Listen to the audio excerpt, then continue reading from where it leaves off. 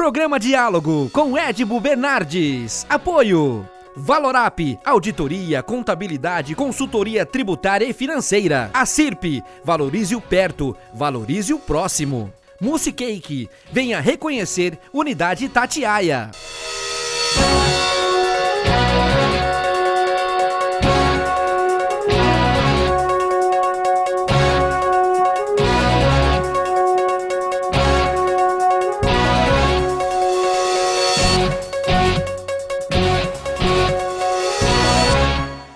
Olá! Hoje nós estamos tendo o orgulho e a satisfação em receber a professora Margarete Dalcomo, pneumologista e pesquisadora da Fiocruz. Desde já, muito obrigado, professora, por... A vida da senhora deve estar uma loucura, mas reservou um espacinho para a gente aqui na sua agenda para falar conosco aqui na região de Ribeirão Preto. Com prazer. Professora, a pergunta inicial, e que é muito curioso e é interessante até a gente passar isso para o telespectador, são as mudanças que aconteceram, né, nos processos, procedimentos, desde o começo da pandemia, e naturalmente porque se tratava de algo muito desconhecido, e hoje nós temos alguma coisa meio conhecida. Então, muita coisa mudou nos protocolos, não é isso? Um prazer estar aqui com vocês, muito obrigada pelo convite. Na verdade, Edmo, eu costumo dizer que nós tivemos, talvez na nossa geração, a mais intensa curva de aprendizado diante de uma doença nova, completamente nova para nós, né, que tomou um aspecto muito epidemicamente falando, né, muito pandêmico, ou seja, atingiu o mundo todo, né? Então hoje não há praticamente nenhum lugar do mundo, a não ser a ilha de Trindade, até onde eu saiba, né, no Atlântico, que tenha notificado casos, que tenha deixado de notificar pelo menos um caso da Covid-19. Portanto, uma doença nova, com um alto grau de distribuição pelo mundo, com uma taxa de contágio muito alta e muito forte, e do ponto de vista clínico para nós um enorme desafio, porque logo se apresentou como uma doença não só de alta transmissão, mas com comprometimento daqueles casos que evoluíram e evoluem com formas graves, com uma mortalidade muito alta e uma letalidade, né? Quando nós falamos letalidade, nós estamos nos referindo a número de mortes por caso confirmado, também muito alta no Brasil, acima dos outros países que nos antecederam nessa epidemia. Bom, 3 ministros depois, inicialmente a gente via alguns procedimentos como não usar máscara de tecido, como não ir direto para um pronto atendimento de saúde, deixar o pronto atendimento reservado para as pessoas que tivessem e que têm maior necessidade, e essas coisas foram revistas dentro desse processo, né? Foram muito revistas, né? Nós seguimos de início algumas recomendações que eram feitas, inclusive pela Organização Mundial da Saúde, né? Uma delas, que a meu juízo foi equívoca, é recomendar às pessoas que não procurassem os serviços de saúde. Ora, na verdade, nós tivemos um enorme investimento, em que pese todas as erradas e que ocorreram na questão dos hospitais de campanha, nós tivemos uma disponibilidade de leitos que poderia ter sido otimizada para casos ditos não graves, apenas dando às pessoas uma condição de acolhimento, de tratamento, de eventual uso de oxigênio, para aqueles casos não graves, mas isso não aconteceu. Muitas pessoas morreram em casa sem serem assistidas de maneira adequada, isso ocorreu em várias cidades brasileiras. Então, a questão do uso de máscara, novamente, foi um equívoco, né? Eu, particularmente, vocês sabem, sempre defendi o uso de máscara, o modelo que eu sempre considerei como modelo, digamos assim, inspirador para nós, foi o modelo da Coreia do Sul, que tomou 2 medidas comunitárias assumidas governamentalmente, que foram dar máscara para toda a população e testar maciçamente, ou seja, todo mundo era testado com teste diagnóstico para a Covid-19 e com isso se detectava o caso e todos os seus contatos eram mapeados. E a Coreia foi um bom exemplo de controle epidêmico, coisa que infelizmente nós não seguimos aqui. Em relação à não ida aos hospitais, né, teve um lado que há que se respeitar e não pode ser desprezado, até porque a nossa estrutura, como acho que de qualquer lugar do mundo, pelo que a gente pôde ver, não estava pronta, preparada para uma situação como essa. E se todos acorressem aos hospitais logo no começo, lá em março, provavelmente, talvez pudesse até ser maior, né? Olha, eu acho a nossa grande arma, né, eu disse isso muitas vezes, né, a nossa grande arma para fazer face a essa epidemia, né, uma epidemia dessa natureza, com essa alta taxa de transmissão, lembrando que alguém doente não transmite só para uma outra pessoa, né, pode transmitir para 3 ou mais pessoas, nós conseguimos, só consideramos a epidemia, digamos assim, razoavelmente controlada quando a taxa de transmissão, esse RT do qual vocês nos ouviram falar tantas vezes, está abaixo de 1. Ou seja, quando uma pessoa ou 100 pessoas transmitem para menos de 100 outras, né? Então, quando ele está muito perto, como hoje está ocorrendo com a interiorização da doença no país, e muitas capitais, como o próprio Rio de Janeiro, né, com esse RT muito próximo de 1, ou seja, 100 pessoas transmitem para 90 ou 95 outras, isso ainda é uma taxa de transmissão considerada muita. Então, o perfil com o qual a epidemia se estabeleceu no Brasil, a heterogeneidade com a qual ela se disseminou, a rapidez com a que ela se disseminou, isso era previsível. E a nossa grande arma sempre foi o SUS. O SUS teve que responder por 80% dessa demanda e desse desafio. Só que o SUS entrou nessa epidemia de maneira muito desfavorável. Embora fosse a nossa arma mais preciosa e poderosa, sem dúvida, mas ele entrou subfinanciado em algumas capitais, não no estado de São Paulo, onde as coisas, sem dúvida nenhuma, foram melhor estruturadas e o são, né? Mas no Rio de Janeiro, por exemplo, as clínicas da família, muitas delas tinham sido desativadas, muitas delas perderam o seu corpo de recursos humanos.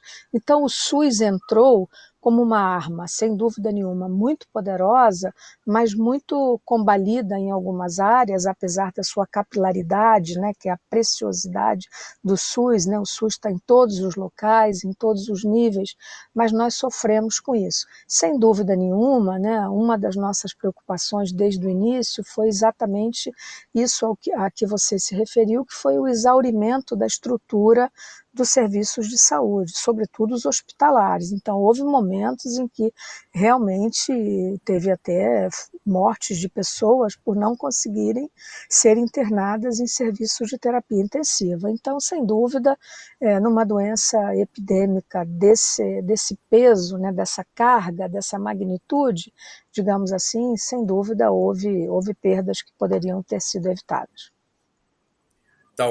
Talvez se o projeto do Sérgio Arouca tivesse sido, né, tivesse tido o investimento, a visão correta e desde inicial, do começo dos anos 2000, desse projeto do SUS, que aliás é um exemplo para o mundo inteiro. Eu acho que a gente tem que deixar isso muito bem registrado, né? Porque o que nós temos aqui, não tenho informação de outro país que tenha um sistema de saúde como o SUS. Porém, eu tenho certeza que ele não deverá estar mais despreparado, como acho que o setor de pesquisa, que a senhora é uma das líderes no Brasil, também vai ter uma outra visão por parte dos governos em termos de investimento e atualização, né? Acho que sim, né? Eu acho que a própria sociedade civil brasileira ela merece saber algumas informações, além de todas as que nós vimos dando, né, quer dizer, muitos médicos, né, isso é uma coisa bonita de se registrar nesse momento, né, nunca a sociedade civil esteve tão próxima de nós ou nós dela, né, assim, muitos médicos, não temos nos furtado a comparecer, como estou fazendo nesse momento, na imprensa, nos órgãos de divulgação, né, saindo dos nossos, digamos, dos nossos casulos de trabalho, né, seja laboratórios, seja hospitais, no sentido de dar informação e dizer a verdade às pessoas, né, criticar condutas que não têm, digamos assim, suporte científico, informar as pessoas. Esse é um dever, digamos assim, cívico, né, que não só a racionalidade exige, mas assim, um compromisso nosso de dizer a verdade, o que está acontecendo, qual é o prognóstico, né, como nós temos feito o tempo inteiro. Então eu acho que esse papel, essa coisa nova, e que eu acho que foi um fruto, um dado positivo dessa epidemia no Brasil, foi exatamente essa proximidade da comunidade acadêmica, da comunidade científica com a opinião pública. Acho que isso foi uma coisa muito positiva. Hoje no Brasil as pessoas sabem quem somos nós, quem são os virologistas que estão trabalhando, que estão produzindo testes diagnósticos, quem são os pesquisadores de São Paulo, do Rio Grande do Sul, do Nordeste, as pessoas que mais estão envolvidas em protocolos, né?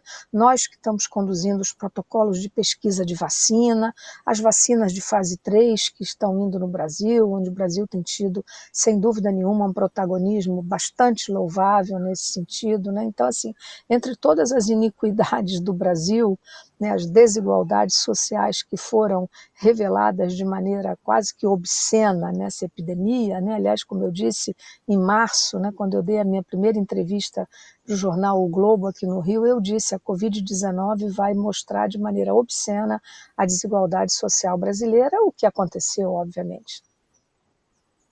Eu vou chamar o nosso intervalinho, daqui a pouquinho estamos de volta. Até já!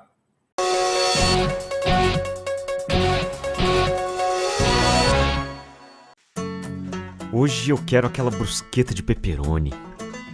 Eu não vejo a hora de provar o confit de pato.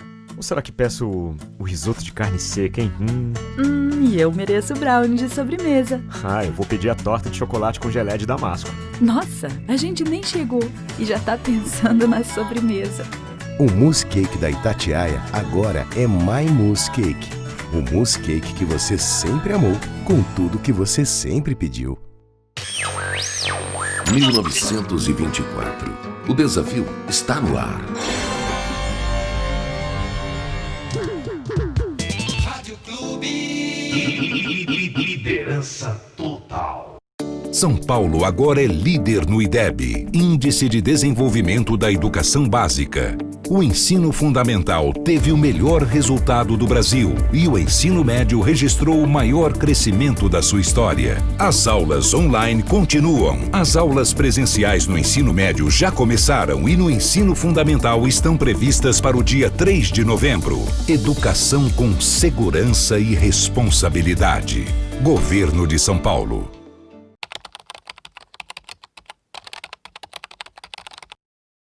Este ano, o Brasil foi colocado à prova. A proliferação de um vírus desconhecido tirou a vida de milhares de brasileiros. Os sorrisos foram trocados pelo medo escondido dentro de máscaras e os abraços impedidos pelo distanciamento social. Para a economia, a Covid-19 foi igualmente mortal. Desistimos? Não. As dificuldades nos tornaram mais fortes, aprendemos com elas. Apontaram caminhos. Trocamos a apatia pela ação. Superamos obstáculos com trabalho. Enfrentamos o medo com coragem.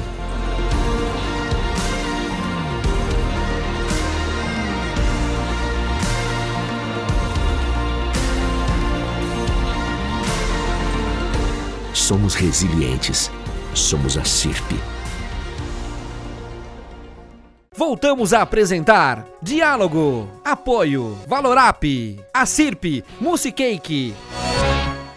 Estamos de volta com o segundo bloco do programa, recebendo gentilmente a professora e pesquisadora Margarete Dalcomo, da Fiocruz, e que é uma das líderes em formação e de pesquisa e desenvolvimento de trabalho no país, e que tem nos ajudado diariamente, a gente acompanha por todas as emissoras de televisão, a esclarecer e orientar com relação a esse surto de Covid-19.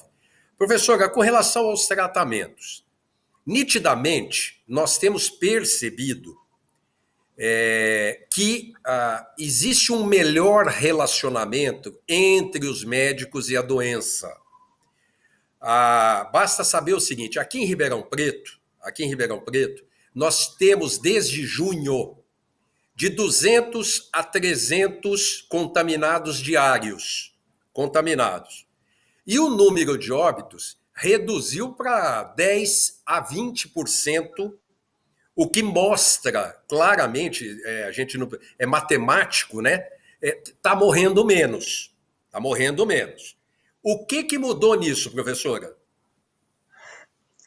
Você se lembra que há pouco nós falávamos do que eu chamo a nossa curva de aprendizado, né? E vocês aí em Ribeirão Preto têm uma vantagem, porque o grupo da USP de Ribeirão Preto, com quem eu particularmente tenho muito contato, né, com o professor Dalmo, professor Domingos Alves, que tem trabalhado de maneira magistral na elaboração de modelos, na interpretação do que está acontecendo do ponto de vista epidemiológico, não só na região de Ribeirão Preto, como no estado de São Paulo, e nós temos muito contato, porque pertencemos ao mesmo grupo de pesquisa que se chama Rede TB de Pesquisa Brasileira.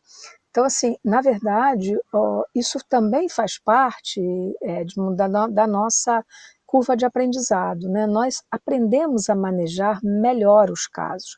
Nós entendemos muito rapidamente que a doença que chegou até nós, vinda da China e dos países europeus que nos antecederam, né, nesse ciclo epidêmico, e que havia chegado até nós como uma pneumonia grave, não era uma pneumonia grave.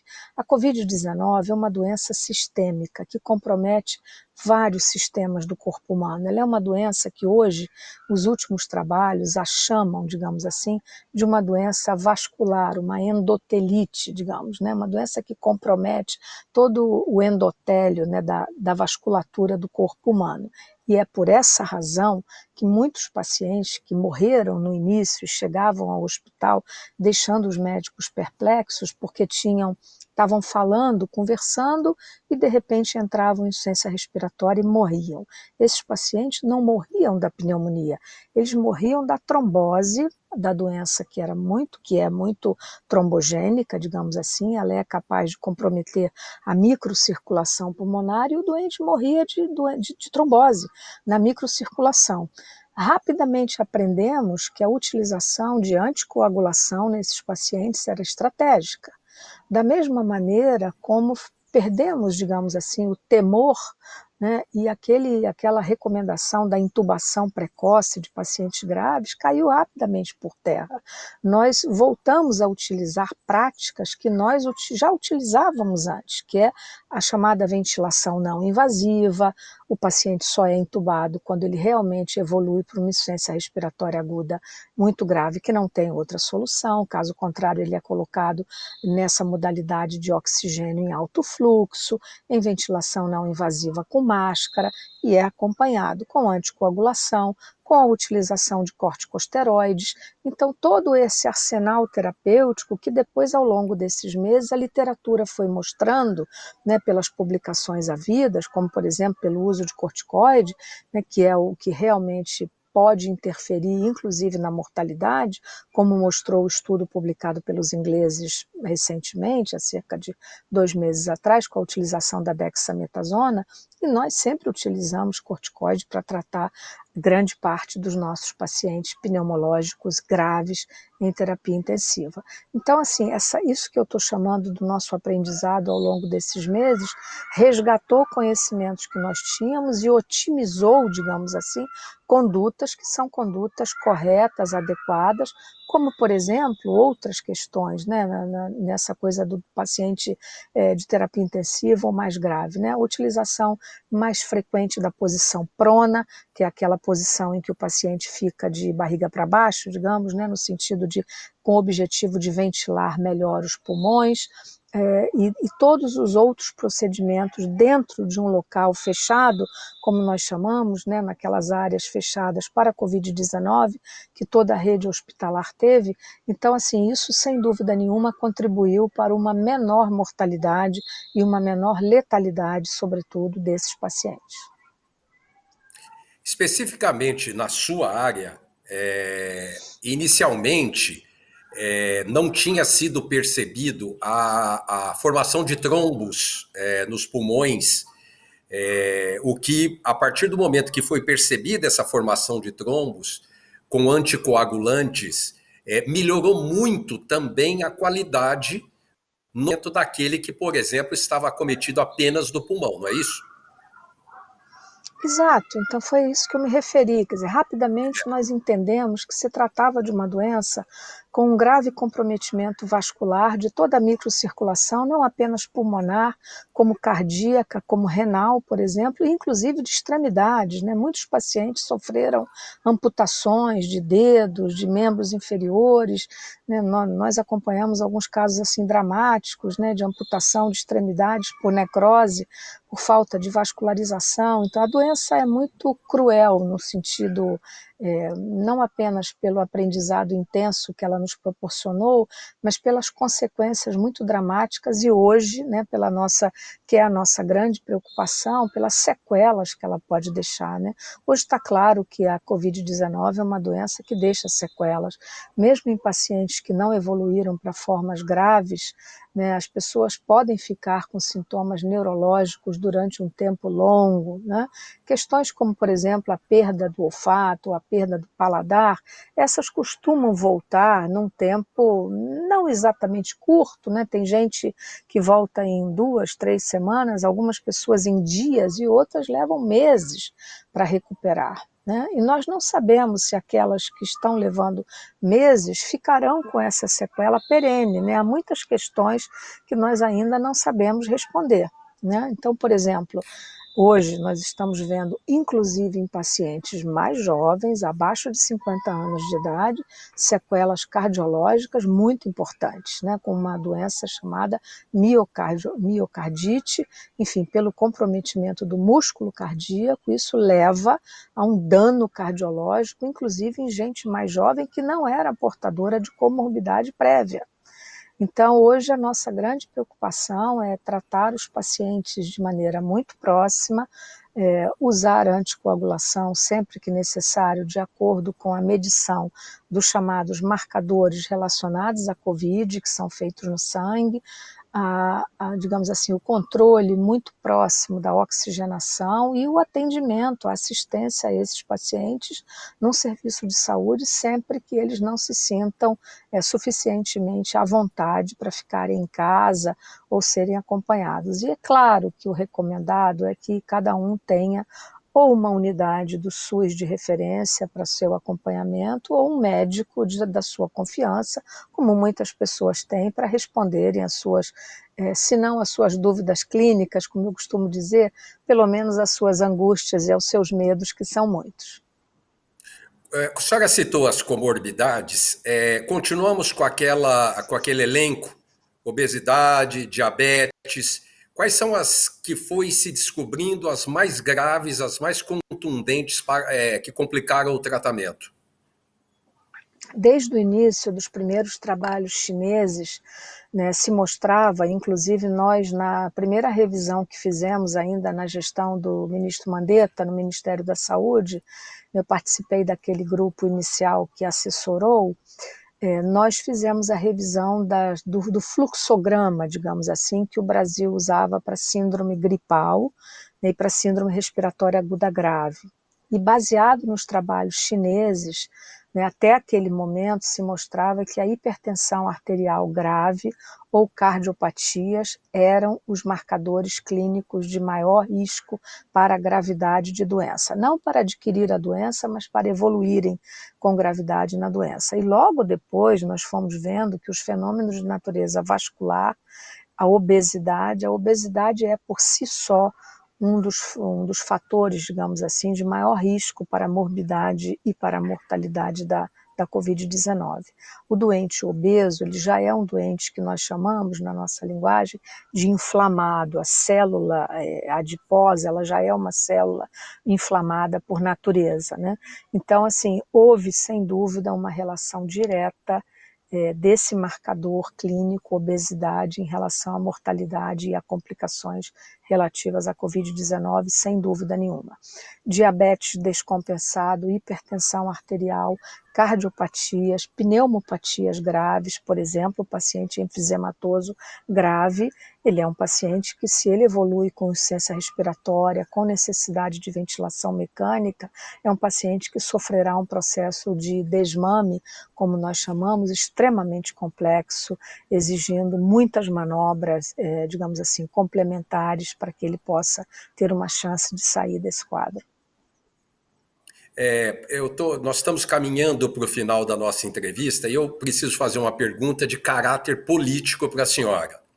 O mundo inteiro, não é um problema brasileiro, ou em vários países do mundo, nós tivemos os líderes ou que subestimaram, ou que por interesses diversos não trataram a doença da forma como deveria ser tratada. O primeiro-ministro britânico, que no começo tentou tratar de uma forma, foi acometido, teve gravidade no seu tratamento, e quando voltou de outra forma para lidar com a doença, não é? Como a senhora viu no Brasil essa conduta, essa liderança brasileira, não só do presidente da República, eu estou me referindo, viu, doutora? Eu estou me referindo também aos governadores, aos prefeitos, porque são eles que são os líderes e que definem investimentos, definem atividades, são eles que definem tudo. Como é que a senhora viu esse papel dos políticos brasileiros durante essa pandemia? Acho que nós pagamos um preço no controle epidêmico no Brasil, entre outras coisas, também por isso, né? Esse paradoxo que houve desde o momento inicial da epidemia no Brasil entre o discurso oficial, a negação da gravidade do problema, a utilização de recomendações que não tinham suporte científico e, portanto, um paradoxo entre o que nós, a comunidade acadêmica, dizia e algumas autoridades, isso foi, sem dúvida, muito desastroso para o Brasil. Isso criou confusão na opinião pública, né? Quem nós vamos ouvir, né? Isso propiciou que prefeituras e alguns grupos, inclusive, unindo até profissionais da saúde, né?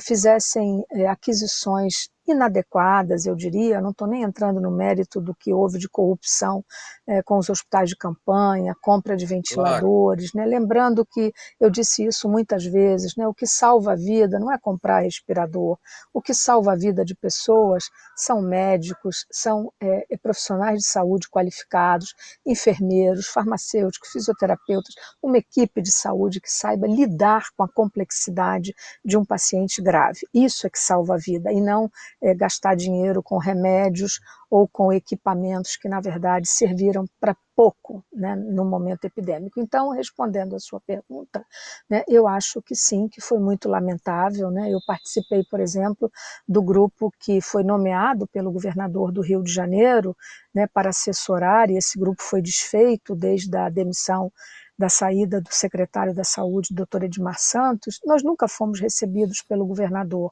Ao contrário, por exemplo, do governador de São Paulo, que de maneira muito louvável se reúne com a comunidade acadêmica, dá entrevista o tempo todo, cercado dos médicos que o assessoram. Então, essa harmonia, ela fez falta no Brasil, sem dúvida, né? E é isso que propicia que prefeituras, que políticos hoje estejam, por exemplo, distribuindo, né, o que eu chamo esses saquinhos de ilusão, que são remédios que não têm a menor comprovação científica, nenhuma utilidade, né? Uns são placebos que não servem para nada e outros, eventualmente, medicamentos que podem ter algum grau de efeito adverso nessas pessoas. Então, isso não foi bom, né? Respondendo à sua pergunta, né, nós precisaríamos ter tido uma harmonia, né, um trabalho conjunto, mais próximo, menos tenso. Isso teria sido melhor para a população brasileira, sem dúvida. Talvez seja esse o motivo de um estado com cerca de 40 milhões de habitantes, como é São Paulo, tratar melhor o que poderia ser um desastre muito maior do que aconteceu. Talvez seja esse o motivo de ter tido diretrizes menos dramáticas do que poderiam acontecer. Quero agradecer a doutora Margarete Dalcomo. Eu quero agradecer a senhora, pesquisadora e pneumologista da Fiocruz, por dedicar o seu tempo para a nossa população aqui, esclarecer e orientar todos nós de uma maneira muito lúcida, muito inteligente. Muito obrigado, professora. Eu é que agradeço. Muito obrigada a você e seus ouvintes. Semana que vem estamos de volta. Até lá. Programa Diálogo com Edibo Bernardes. Apoio Valorap, auditoria, contabilidade, consultoria tributária e financeira. A CIRP, valorize o perto, valorize o próximo. Musicake, venha reconhecer Unidade Itatiaia.